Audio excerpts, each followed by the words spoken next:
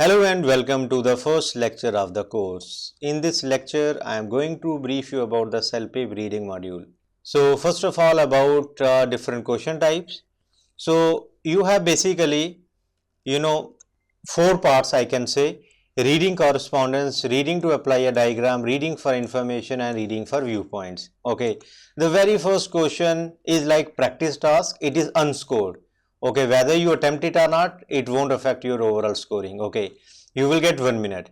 In reading correspondence, you will have 11 questions, 11 minutes. Then in second part, 8 questions, 9 minutes.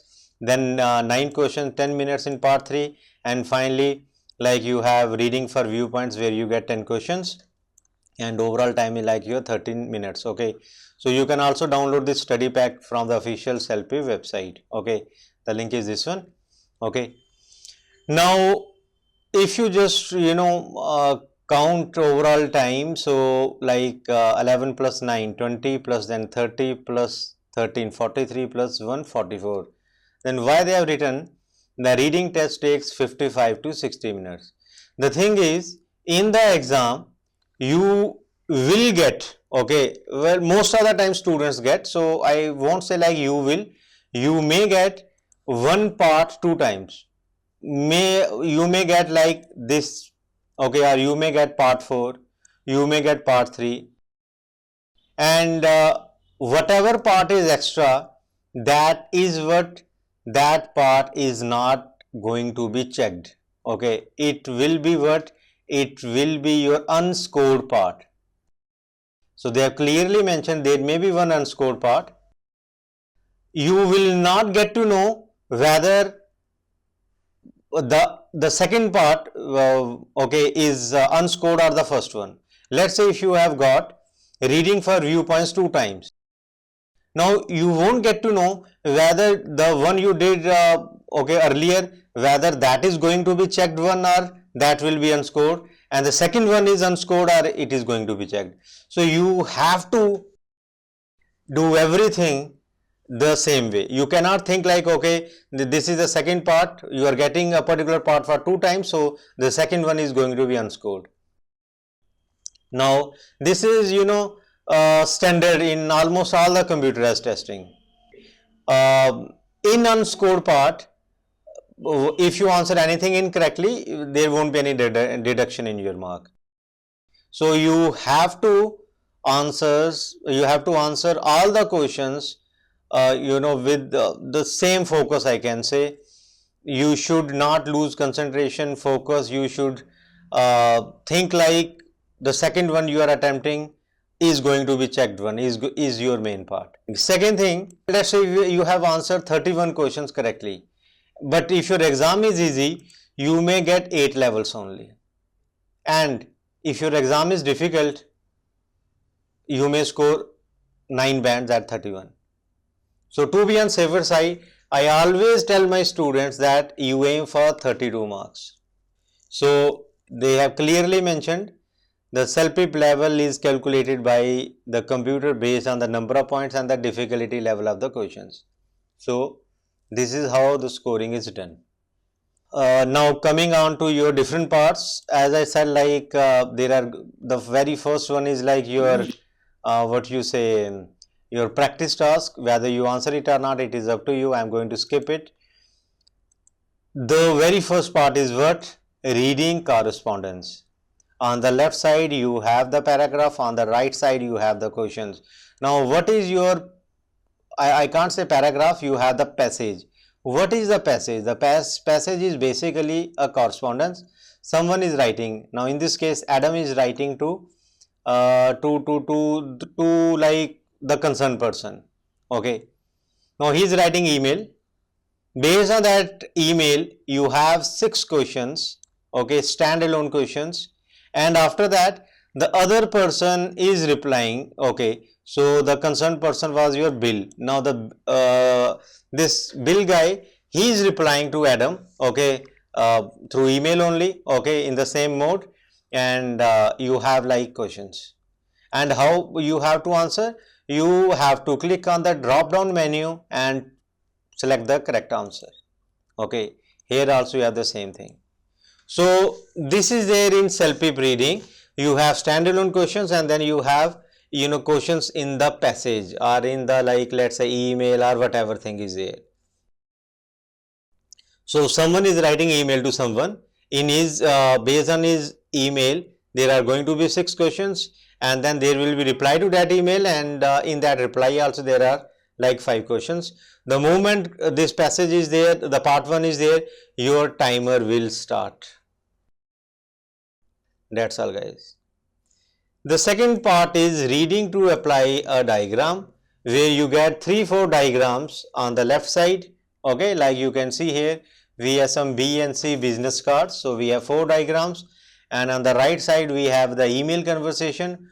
Netley is writing to again, like that is your answer. Okay, you have to read, okay, and you have to understand what is the context, based on that you have to answer.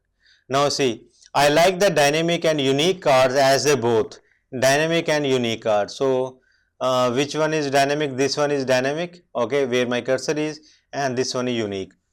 Now you have to go through these two, okay, and answer this particular question. Okay, so this is what you are going to do here, and then the remaining 3 questions are again standalone questions. For example, what would best describes Morio's email? Morio is most likely. Sometimes they will ask you relation also. For example, if Mike is writing to Stephanie, so you will have question, Stephanie and Mike are colleagues, friends, roommates, cousins, whatever. So you get these types of questions in the exam. Okay, then comes your third part. The third part is your reading for information. This is, if like you are not scoring 9 bands, it is because of this one and the fourth part. And why?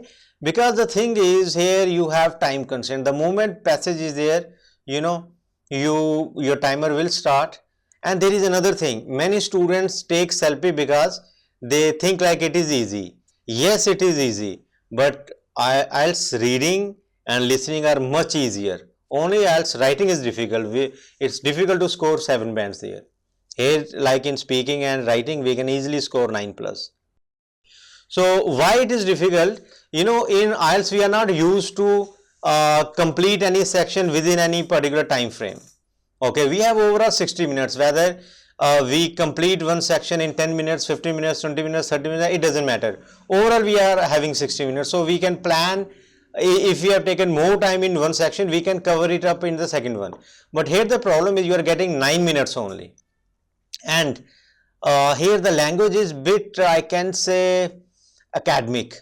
Okay, it's not journal like your IELTS reading. So what is the this part, question types, how you get question types here? You have the statement and you have to select whether this statement or sentence is in A paragraph, is in B, C, D. If you don't find this statement in any of the paragraphs, you have to select your answer as E. E means not given. Okay. Likewise, second question, likewise third, fourth, and up to 9 questions are there. You have to select whether it is in A, whether it is in B, C, D. If you don't find anything, the statement in any paragraphs, go for E. Many students make mistake here. So what is my strategy, what is my methodology, that I have explained in the lecture. Okay, and I am not giving you any PowerPoint presentation. I am attempting these questions myself. Okay. That's how I teach. Then comes your fourth part. Fourth part is what? Reading for viewpoints. So the name itself says like you are trying to understand their viewpoint.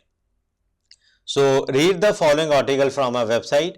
So it can be in a newspaper, it can be in a magazine. So there will be an article you have to read. Basically in this passage, what you will get, different opinions or viewpoints of different people, or I can say you will have opinion of different people. Okay, not different opinions. Okay, one person will be giving one opinion only, he won't be arguing and agreeing or disagreeing. Okay, so for example, you have Mariam. and then we may have a viewpoint of Dr. Peter also. Then here we have Katrina also. So basically you are reading the I can't say viewpoint, you are reading the passage and you are trying to understand like what they are trying to say, and based on that you have to answer. Okay, for example, Mariam views would likely be supported by. So you have to understand this passage and then you can answer this question. And then sometimes you get overall questions based on the overall passage, like the article is mainly about. Okay, first one, the author's tone indicates support for. What is the main viewpoint of the author? And once these 5 questions are over, then you know what is the next question, what is the next type here in this part. So this is basically what your article in a website. Now someone has commented, okay, on this article, and this is that particular comment. Okay, the following is a comment by a visitor to the website page. So in this comment itself you have different questions. How many questions? Like your 5 questions. Okay, 6 to 10 here. So this is what you do in this particular part.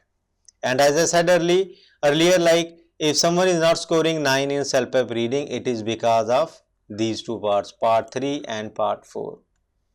Okay, now what should be your strategy to score 9 plus?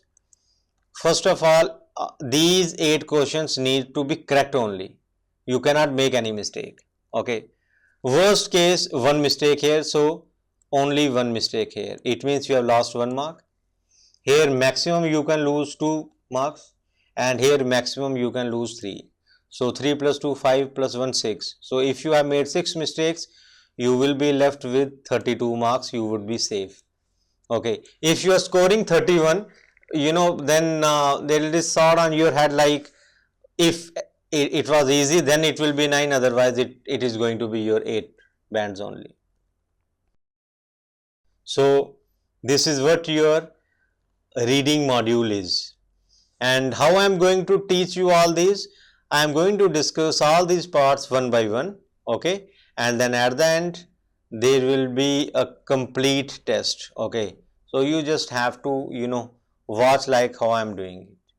That's what I do in my live classes. That's what I have done myself also while taking the test. And whenever I attempt any test in front of the student while teaching, I do the same thing. So that's all. I hope you have got the idea what is reading module, and now you jump to the first lecture to learn more about part 1. That's all guys. Thank you very much.